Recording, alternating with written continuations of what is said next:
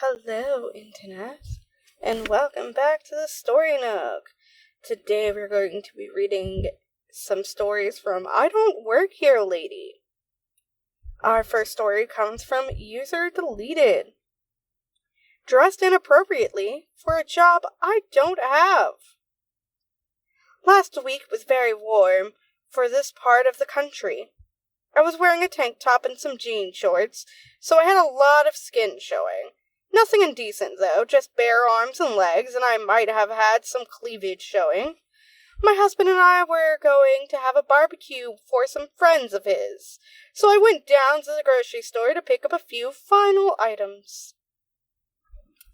While I'm looking at beans, trying to decide how much we need, I feel a tap on my shoulder. I turn around to come face to face with an older lady who was definitely overdressed for the weather. I ask politely, "May I help you?" And she replies, "Don't you think you're dressed inappropriate?" It says appropriately for this job, but I think she meant inappropriately for this job. "Don't you think you're dressed inappropriately for this job?" I was confused, and so replied, "Well, yes, but I'm not at my job right now. I work in a hospital as a lab technician." She scoffed and said, "Well, we'll see what Dave has to say about this." Dave is apparently the manager and a friend of hers, so she races off to find him, and I'm just looking at beans, still trying to figure out how much we need. Just as I put a couple of cans into my basket, the lady comes down the aisle with who I assume is Dave, wearing a manager-type apron. She's pointing at me and saying, "Do you let your employees wear things like that? It's shameful." Dave looks at me, starts to look at me like he knows me, then shakes his head and tells the lady, "She doesn't work here."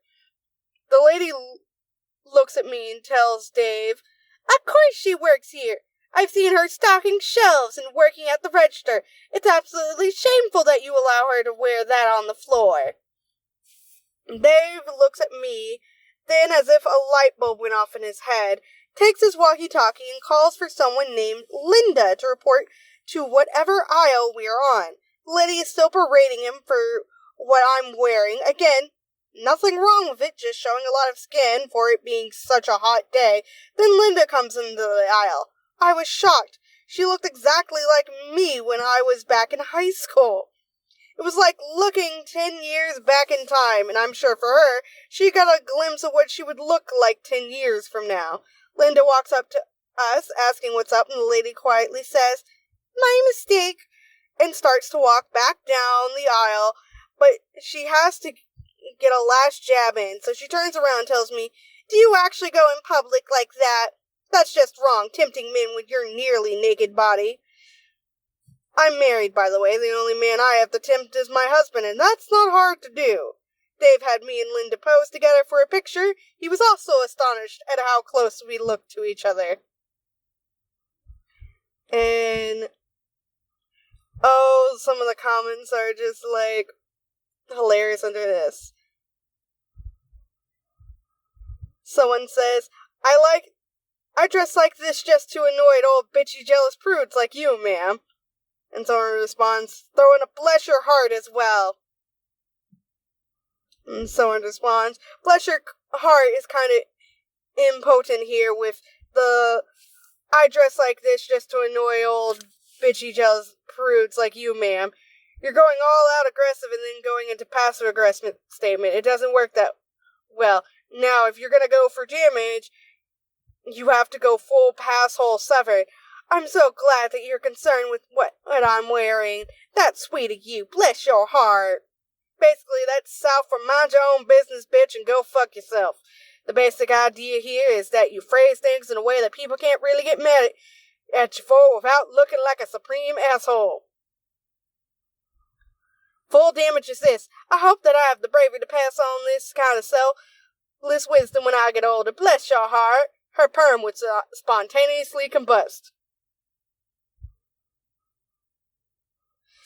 Or turn the fashion criticism around and say, I hope I have your bravery to wear such classy and dated colors when I'm your age. And then someone's just like, yes, but word it so it sounds like a compliment. Clashing and dated are obvious insults. Try such bold and eccentric colors or something. And that is hilarious to me. Alright, let's go on to another one. This one is posted by Kitten Sky Song. And it's titled, A Nice Woman Asked If I Worked at a Store When I Was 13. God damn it, that Southern accent is coming back to haunt me with a viciousness. My Southern accent's just getting everywhere. I apologize and don't all at the same time. Y'all will live. My mom had sent me to the grocery store to get some things. Halfway through the shopping trip, this woman comes up and asks, Excuse me, do you work here? I'm sorry. My lungs is not cooperating today. I turned to answer and she went, Oh, I'm sorry, I can see you don't. I think she realized I was a child.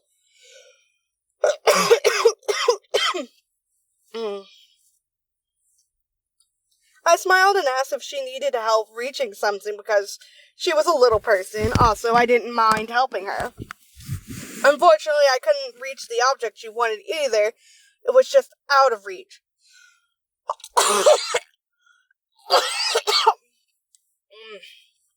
I'm going to be cutting those coughs out. I swear, allergy season's trying to kill me.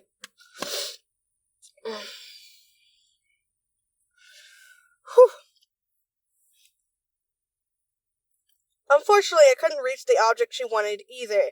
It was just out of reach. I mean, just an inch too high. I said something like drat and she started crying. Apparently, I was the fourth or fifth person she had approached and the only one who offered the help, and I couldn't help.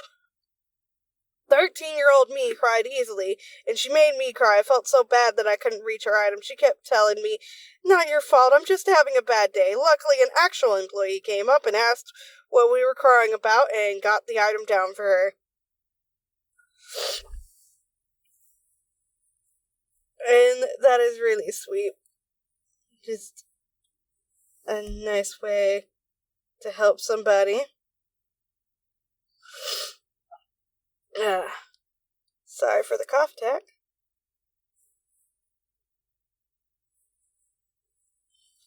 Alright. Our next story is by user Kaleidoscope Hungry 45.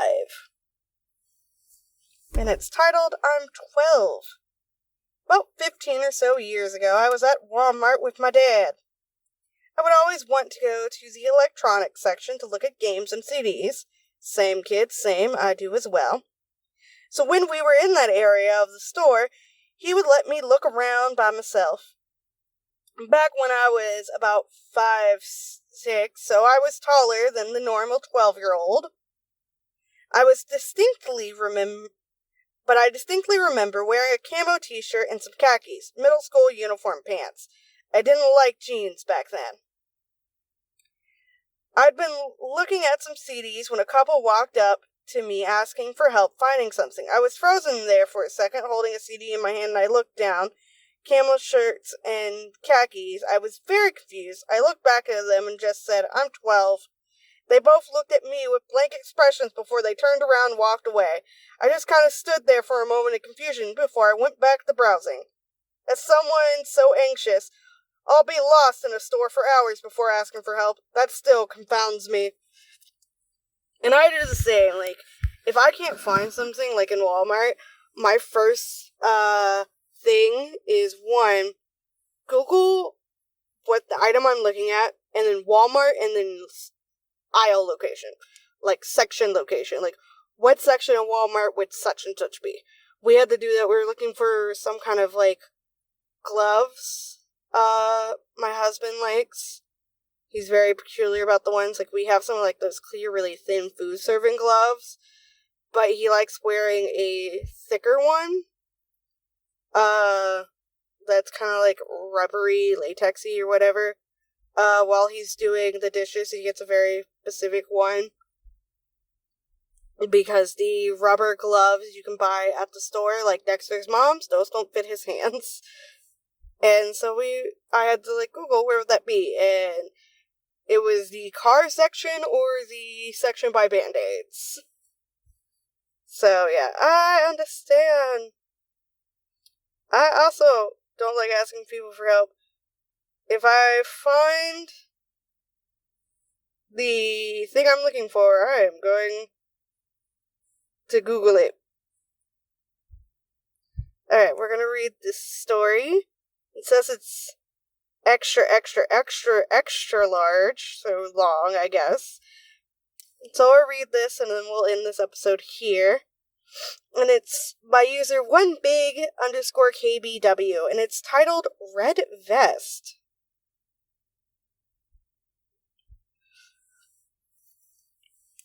I know I have a number of doppelgangers, and still to this day I have strangers confuse me with completely different people. Oh my god, are you a Sonic? Is it Amy? Is everyone comparing you to other hedgehogs around your area? Yet no one can name a celebrity look-alike for me. It was many years ago, just outside of my college days. I know this because I had heard David Sadrius' Santa Land Diaries through my friend's computer, and having had worked retail, really got a kick out of listening to it and glommed onto a line that was quick-witted and well-placed.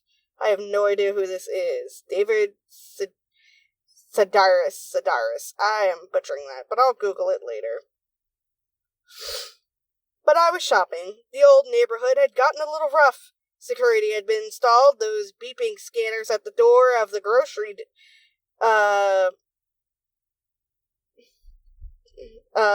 D-lash department store. Oh, grocery/department store. The D threw my little brain off. A corral for electronics and video games. The Dymond and jewelry corner lit as brightly as ever, with more mirrors to make things sparkle and shine, and also to make me forget where the hell I am in the store. It distracts me, because all I'm seeing is reflections of different hallways, and I'm just like, shit, I'm not getting anywhere fast. I don't know where I am. I'm lost again. Looking for some plastic totes, nothing fancy, but something durable enough for the heavy items rolling around, in the back of the little extended cab of the Japanese pickup truck. The aisle stripped with tote and lids from the bottom to the top, and was this typically seasonal aisle wide enough for 3 shopping carts to pass. But the mean Coeella Scandohoovian woman will have none of this pleasant shopping trip. No, my list in that in thought, staring off into space, contemplation of Will Rhodes' flares fit in that, or a bungee cargo net is interrupted by the clicking of dentures and the abrupt dash of carts. I'm parked, but okay. Snapping out of it and having a snappy answer, I say, "Oh, I'm sorry, I didn't see you there. I hope you have a good cart insurance," which, in trying to use humor to diffuse the situation, I find myself enrages my fellow shopper, who has been rude and violating my personal space right after attacking me with their cart. "Young man, if you're not too tubby to be a man, I've been waiting for you to assist me. Now give me a lid from there." I gaze over, insulted, waking up that they assumed I worked there because of the red Eddie Bauer polar fleece vest Mom had gotten me. I mean, this is no Target, but retail does do the best aprons and smock thing. "I'm sorry, but I think you're mistaken. Being polite was a sign of weakness and admission to being in the employ of the corporate masters we were patronizing," before I could finish my sentence. "I'm going to get you fired. What do you think of that? Admittedly, I was working a part-time gig elsewhere, and if I lost that, things would be tight." The thoughts probably telegraphed through facial expressions as I pondered it, and body language as I shifted my posture. "Yeah," she crowed, "just what do you think about that?" And I leaned in towards her crooked pointed finger, the loops of metal adorned with sparkly rocks glittered dully under the bright fluorescent lights from high above, saying the only thing that popped into my mind from David Cedris. "Yeah, well, I'm going to have you killed," I said slowly, calmly, and like a sharp whisper under my breath. Stiff upper lip. I stood back up with good posture, slowly backing away. She sputtered, eyes wide with fear, shrieked something I didn't understand, and jumped back 3 feet, grabbing her cart and tearing out of there. I contemplated if I really needed to shop here, if I needed to stick around and make my purchase. Before I could take 3 steps and go into the flight instinct, the woman returns, no cart but 2 employees in tow. "That's him! There he is! The employee you must fire!" The 2 employees look on in confusion. Is there some man cowering behind the big giant man in the aisle? And it dawned on the manager type, the red vest guy is being confused for an employee. He instructs the other employee to take the woman around the corner, where she stops, speaking in some kind of modified Dutch, and the manager gruffly asks what is going on. How dare I intimidate a little old lady? I stated that I didn't feel safe shopping and was about to leave. Incredulously, he looks at me like, "Wait, what?" "Call the police. I don't feel safe with that woman from being assaulted by her cart and other threats made to me. I don't feel safe. I'd like to press charges." About this time, she rounded the corner screaming, "He's going to kill me! Fire his ass!"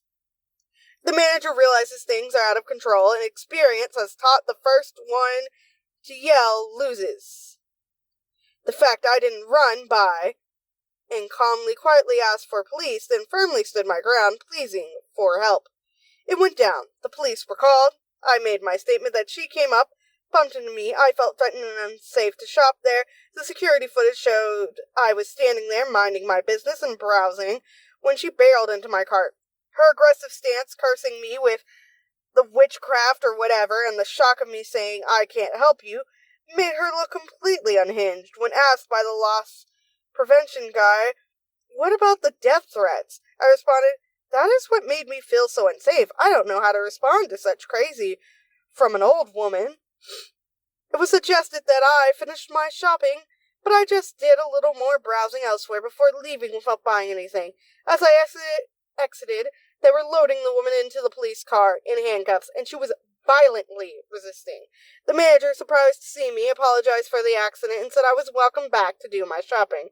Thanks for being a good sport, and that the woman will not be shopping here, and will be prosecuted for criminal trespassing if ever back on their property.